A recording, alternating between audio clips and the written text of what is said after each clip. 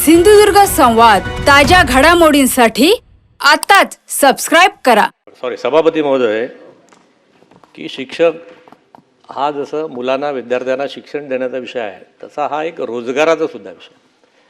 संपूर्ण महाराष्ट्रामध्ये आपण जर बघितलं नाही, प्रामुख्याने माझ्या कोकणामध्ये सिंधुदुर्ग रत्नागिरीमध्ये जवळजवळ 15,000 शिक्षक आहेत आणि 80% शिक्षक हे बाहेरचे आहेत, इतर जिल्ह्यातले आहेत। माझी विनंती आपल्याला आहे की सरकार 80% त्या ठिकाणच्या स्थानिक जिल्ह्यातल्याच शिक्षकांना जर प्राधान्याने त्या शाळेमध्ये शिक्षक म्हणून नियुक्ती दिली, मला माहिती आहे की कदाचित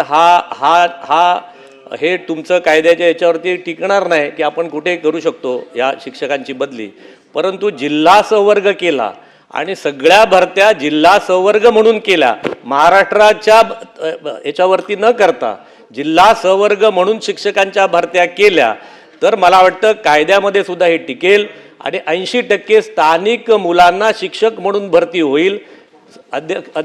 सभापती महोदय, आमच्या सिंधुदुर्गामध्ये तर सगळ्या शाळांमधले शिक्षक, मी माझ्या शाळेत गेलो तर एक बीडमधले शिक्षक, एक लातूरमधले शिक्षक आणि एक परभणीतले शिक्षक, आणि तिथल्या गावातली जी मुलं शिक्षक म्हणून BEd DEd झाली आहेत ती मुंबईत कुठेतरी काम करतात।